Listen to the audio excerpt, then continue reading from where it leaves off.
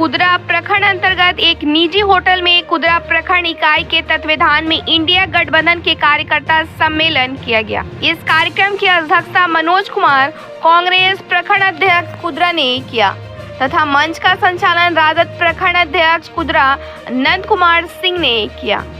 इस कार्यक्रम में अतिथि के रूप में इंडिया गठबंधन के कांग्रेस उम्मीदवार मनोज कुमार उपस्थित रहे, जिनका कार्यकर्ताओं ने फूल मालाओं के साथ जोरदार स्वागत किया। साथ ही विशिष्ट अतिथि इंडिया गठबंधन के सभी जिला अध्यक्ष उपस्थित रहे। 2024 का सासाराम संसदीय क्षेत्र में जीत कैसे सुनिश्चित किया जाए, इस पर सभी कार्यकर्ताओं ने अपने अपने विचार रखे और बारी बारी से मतों से मनोज कुमार को जिताने का संकल्प लिया गया तथा उम्मीदवार को प्रखंड कुदरा में भ्रमण तालिका बनाने को लेकर विचार रखा गया। मौके पे सुनील कुमार सिंह, कांग्रेस जिला अध्यक्ष कैमूर अकुल राम, राजद जिला अध्यक्ष विजय कुमार यादव, जिला सचिव माले शिवदास, जिला अध्यक्ष डॉक्टर कमल सिंह, सचिव रंगलाल पासवान, वीआईपी डॉक्टर दिनेश सिंह, सुरेंद्र पाल, उपेंद्र सिंह, अवधेश सिंह कुशवाहा, अनिल पांडे, अनिल सिंह, वीरेंद्र सिंह, राजन यादव, संतोष कुमार, बबन राम चंद्रवंशी, महेश लाल, डॉक्टर संजय सिंह, सचिदानंद सिंह, उमेश सिंह, पवन पासवान, रमेश्वर चौबे, शमीम शेख, जनार्दन पासवान, नंद तिवारी सिंह, अफसर खान के अलावा हजारों लोग मौजूद रहे। ब्यूरो रिपोर्ट, बिहार दर्शन। एक महीना त्याग करना होगा, नींद हराम करना होगा, तभी हम लोग जीतेंगे। दिन को प्रचार करेंगे, रात को उसको कैसे हम लोग दिन करेंगे। दिन में चिलचिलाती धूप है, इस समय सुबह शाम में घूमना पड़ेगा। गाड़ी है 2 मिनट का तो रखें।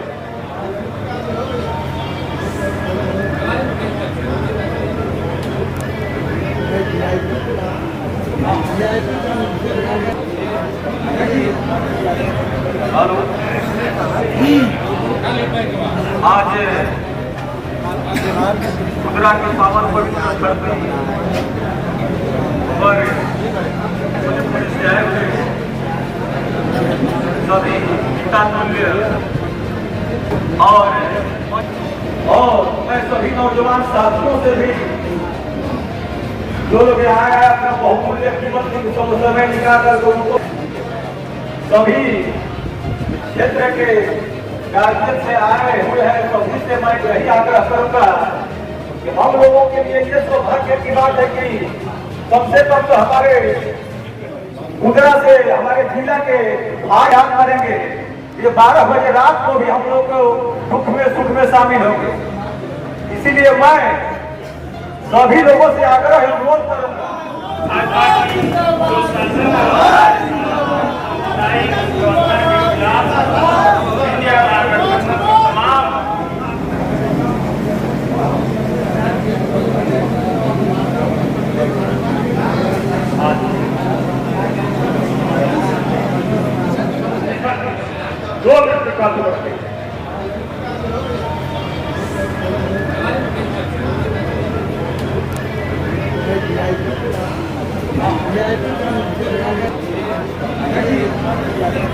हेलो,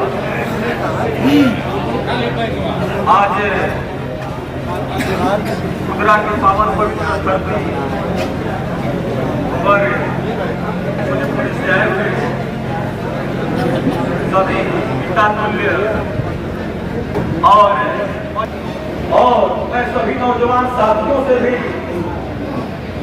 जो लोग यहाँ आए अपना बहुमूल्य कीमत समय निकालकर उनको सभी क्षेत्र के गार्जियन से आए हुए हैं, सभी से मैं यही आग्रह करूंगा कि हम लोगों के लिए ये सौभाग्य की बात है कि कम से कम तो हमारे कुदरा से हमारे जिला के भाई याद करेंगे। ये 12 बजे रात को भी हम लोग दुख में सुख में शामिल होंगे। इसीलिए मैं सभी लोगों से आग्रह अनुरोध सबसे पहले मैं बहुत सौभाग्यशाली हूँ। मैं आभार व्यक्त करना चाहता हूँ इस कुदरा की धरती को कि ये खुदरा के धरती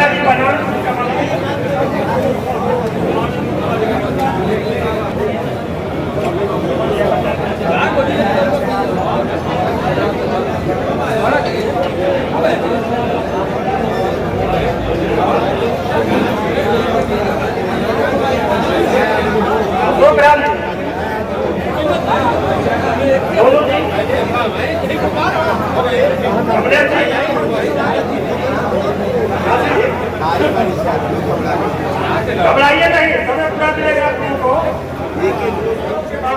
बाबू जी के बाद और आदरणीय श्रीमती मीरा कुमार जी के बाद अगर किसी को इस क्षेत्र का प्रतिनिधित्व करने के लिए मिला तो वो मनोज कुमार जी है।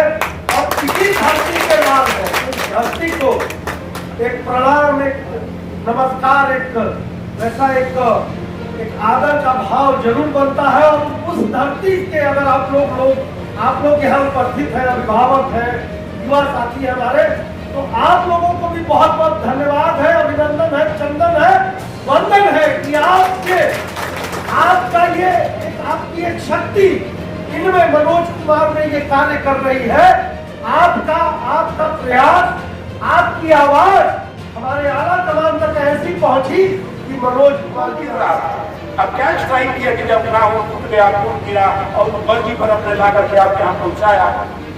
उसके बाद गलवान में देखिए सीमा पर क्या हुआ, 40 सैनिक चाइना ने मारा, 40 सैनिकों को। उस समय यही प्रधानमंत्री और रक्षा मंत्री कहे कि ये निरर्थक नहीं जाएगा। आज तक एक बाल बाका नहीं करता। ये लोग देश की रक्षा की बात करते थे। कंधार किसके युग में हुआ? कौन सरकार था उस समय? कारगिल के समय कौन सरकार था? संसद हमला हुआ कौन सरकार था? उड़ी पठानकोट हुआ कौन सरकार था? पुलवामा में हुआ कौन सरकार था? बताइए। कहते हैं कि मैं घुस कर मारूंगा। कहाँ घुस कर मारोगे भाई? तुम पाकिस्तान को मार ही नहीं रहे हो, उसके बाद ये चाइना को मार ही नहीं रहे हो, तो घुस कर कहाँ मारेंगे? दो अर्थ ही है इनका। घुस कर मारेंगे दलित को, घुस कर मारेंगे महादलित को, घुस कर मारेंगे पिछड़े को, घुस कर मारेंगे अल्पसंख्यक को। इनसे पूछ लीजिए, राजनाथ सिंह से पूछ लीजिए जो भाषण देते हैं भाजपा के लोग कि घुस कर मारेंगे। किसको मारोगे तुम? चुनाव लड़ता है कि मैं तो कहा था कि घुस कर मारेंगे। हम भी कहाँ कह देंगे पाकिस्तान को मारेंगे, क्या चाइना को मारेंगे? ये कहते हैं कि 400 पार इस बार तीसरा नारा की लगाई है 400 पार। 400 पार की जरूरत क्या है? हमारे भाई संविधान की चर्चा कर रहे हैं। संविधान बदल देंगे। नहीं, मैं बताता हूं कि कैसे बदलेंगे। बहुमत के लिए कितना चाहिए? 273 पॉइंट का बहुमत चाहिए और 400 पार का संविधान बदलने की ताकत चाहिए। आप जब भी 400 पार करेंगे तभी जो है कि नहीं, ये मनमाना करेंगे, जो चाहेंगे वो नियम बदल देंगे। संविधान धीरे धीरे बदला जाता है, एक बार नहीं बदलता है कि इस किताब को ला के जरा दिए, दूसरा किताब रख दिए। समझ में नहीं आ रहा है लोगों को, गरीब लोगों को, पढ़े लोगों को समझ नहीं आ रहा है कैसे बदलेंगे, वो नहीं बदलेंगे। तो फिर 400 पार की जरूरत क्या है? 2/3 बहुमत उसी को चाहिए जो संविधान बदलने की ताकत जिसको मिले। जब आप 2/3 बहुमत दीजिएगा तो संविधान निश्चित बदल देंगे। इसलिए वो नारा लगा रहे हैं 400 पार, बदलेंगे संविधान और 400 पार कर रहे हैं। 400 पार डीजल भी कर सकते हैं, 400 पार पेट्रोल भी कर सकते हैं, 400 पार जो है कि नहीं प्याज भी कर सकते हैं, कोई भी रिफाइन भी 400 पार कर सकते हैं। और बाद में कहेंगे मैंने तो सिर्फ कहा था 400 पार, मैं कहाँ कहा था इसे? आज भी नहीं कर रहे हैं। आप अभी लहसुन खरीदिए 200 पार होने जा रहा, हो गया, आगे जा रहा है, उससे भी ये दोगली राजनीति करते हैं, दोगली बोली बोलते हैं। गारंटी की गारंटी, किस चीज की गारंटी कोई बता दे। आप लोग को जानना चाहिए, गांव में जो लोग हैं उनको बताना है। आप वोट मांगेंगे तो नहीं मिलेगा जब तक उनको हम कन्विंस नहीं करेंगे, जब उनके साथ हम तर्क नहीं करेंगे, उनसे बात नहीं करेंगे, उनको बताएंगे नहीं कि आपको धोखा किया जा रहा है। ये बोल रहा है उसमें अर्थ दुगला अर्थ है, बेअर्थ ही बोल रहा है। किस चीज का गारंटी भाई? कोई पूछा है कि गारंटी किस चीज की है? महंगाई की गारंटी है कि बेरोजगारी की गारंटी है कि तुमरेल बेचने की गारंटी है कि सेल बेचने की गारंटी है कि बेसनल बेचने की गारंटी है कि बेरोजगार करने की गारंटी है? किस चीज की गारंटी है? 18 साल में तुम नौकरी देते हो, अगली भी 22 साल में लड़का कहा जाएगा, कौन उसकी शादी करेगा? फिर क्या करेगा? ट्रेनिंग लेकर के आएगा, उसके पास ताकत होगी, उसके पास कला होगी, उसके पास सब कुछ होगा, बेरोजगार होगा। जानते हैं ना कि मिलिट्री वाले कितने गर्म दिमाग हो जाते हैं, जब वो आएंगे तो गरमा देंगे, पूरा गांव और मोहल्ले को गरमा देंगे। क्योंकि 22 साल में जो है कि सारा ट्रेनिंग लेकर के आते हैं, गलत रास्ते भी पकड़ सकते हैं, वो जो है कि दूसरा हथियार लेकर भी निकल सकते हैं, कहीं कुछ भी कर सकते हैं। अब 22 साल में उसको बेरोजगार कर दीजिएगा तो क्या करेगा? जब ज्यादा संख्या में हो जाएगा तो जिहाद भी कर सकता है। और आप उस पर ध्यान नहीं दे रहे हैं। जड़ में जाइए कि क्या कर रहे हैं, समझाइए ये जो है कि नहीं देश को कहां ले जा रहे हैं। जब आप नहीं देंगे, आप उस दिन को याद कीजिए जब इन्होंने नोटबंदी किया था। जब नोटबंदी किया था कि नहीं, तो लाइन में लगा सारे लोग लगते थे और हमारा पैसा 50,000 से अधिक निकालने के लिए, बेटी की शादी है तो वीडियो से सर्टिफिकेट लेना पड़ता था, निकल कार्ड ले जाकर। यह देश भावनात्मक है, भूल जाता है पीछे की बातों को और आगे भावना में बढ़ जाता है। आप उसको याद दिलाइए। उससे आजादी पाने के लिए हमारे देश के नौजवानों ने, देश के नेताओं ने कांग्रेस की स्थापना की 28 दिसंबर 1885 में और उनके नेतृत्व में स्वतंत्रता आंदोलन लड़ा गया, आजादी की लड़ाई लड़ी गई और हम लोग को 1947 में 15 अगस्त 1947 को आजादी मिली। उसके बाद हमारा संविधान का गठन हुआ, संविधान का गठन हुआ, नियम कानून बने, कैसे जीना है, सब माने बराबर, विधान माने कानून, सबके लिए बराबर कानून बना। लेकिन उसमें समय समय पर 10 वर्षों से जो सरकार चल रही है, अनुच्छेद जो उसके एक्ट है, जो अनुच्छेद है, उसमें अपने सुविधा अनुसार संशोधन कर रही है। और आज नारा दिया है 400 पार। 400 पार का मतलब कि अपने ढंग काम कर लेना है। 400 पार का नारा का पहले इनको जानकारी हो गई कि 400 पार हम आएंगे, लेकिन इनको पता नहीं, आज तक जनता को ये नहीं बताया कि 14 फरवरी 2019 में जो हमारे CRPF के जवान श्रीनगर जो राज्य है, पुलवामा जो कांड हुआ, 400 किलो RDX आया तो कौन लाया, कौन कराया, इसका आज तक पता नहीं चला।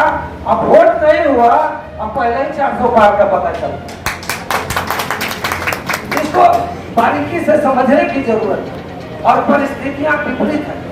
जिस तरह पानी के वेग के विपरीत दिशा में, पानी अगर आपको पूरब से पश्चिम जा रहा है तो मछली पूरब की तरफ जाती है।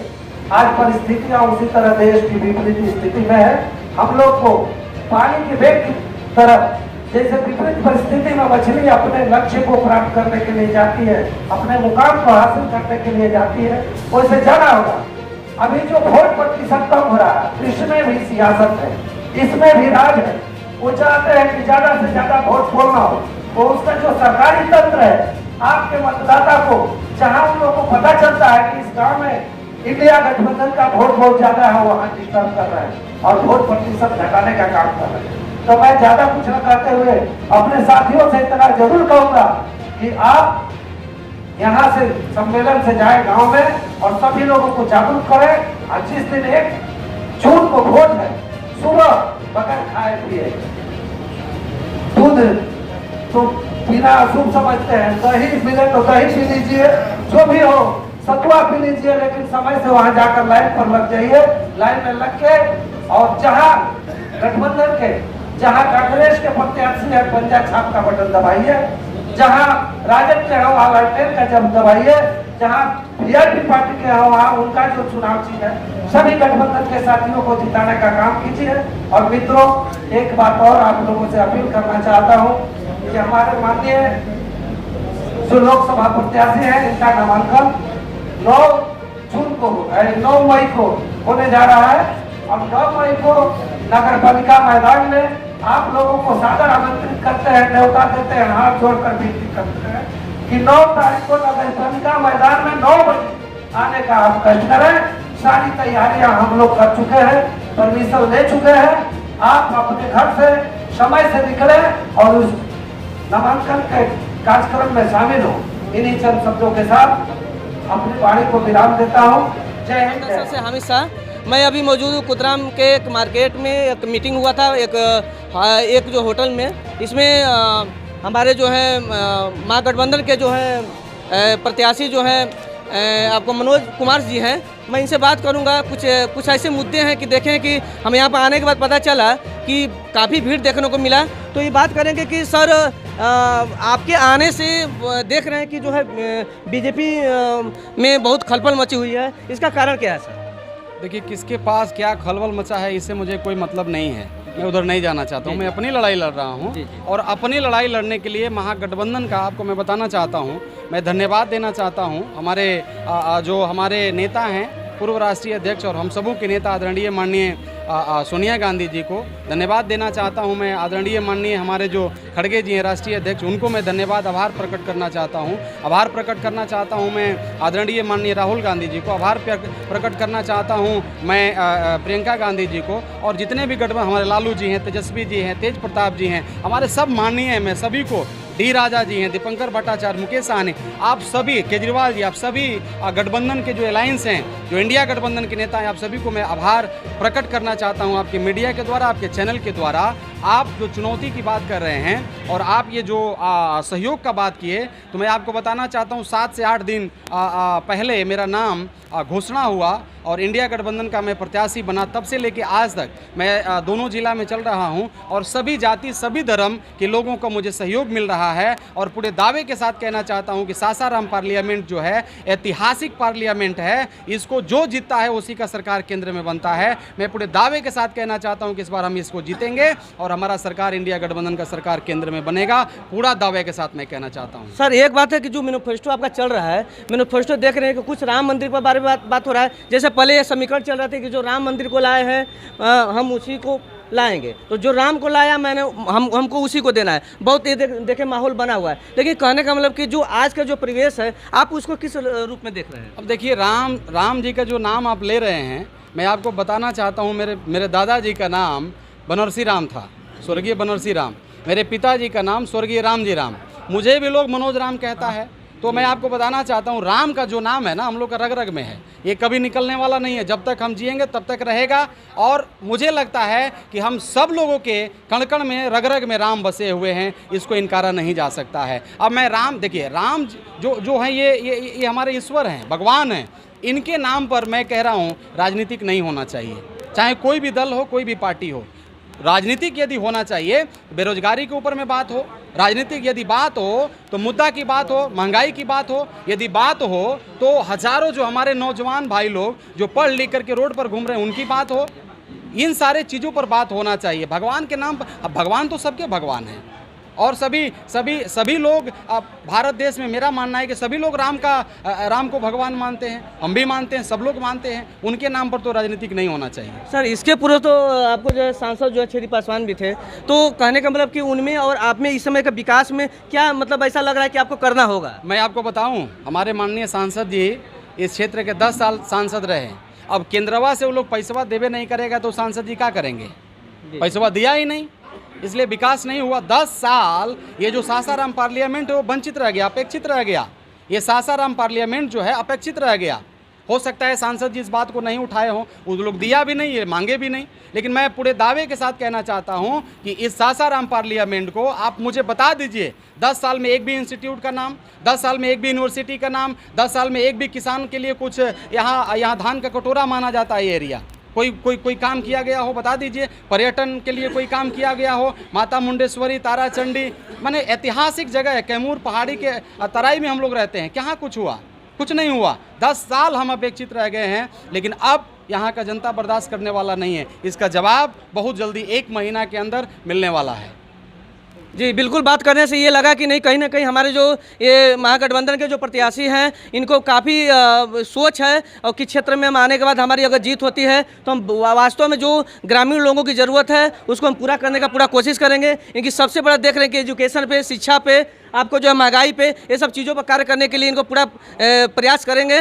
आपको बिहार दर्शन में बहुत बहुत बिहार दर्शन को मेरे तरफ से बहुत बहुत बधाई, शुभकामना। तो मैं आपको बताना चाहता हूँ, मेरे पिताजी 5 साल की उम्र में अनाथ हो गए थे, दादा दादी मर गए थे। मैं किसी सांसद और MP और विधायक का बेटा नहीं हूँ, लेकिन आपको मालूम होगा कि एक व्यक्ति जरूर आए हैं, उनको देख लीजिए। परिवारवाद केवल लालू जी का नाम लिया जाता है, हमारे माननीय हैं, लेकिन और बहुत सारे देश में है उनका तो नाम ही नहीं लिया जाता है। तो मुझे लग रहा है कि सबसे ज़्यादा परिवारवाद यहाँ तो हमारे पार्लियामेंट में ही देख लीजिए, आप देख लीजिए उनके पिताजी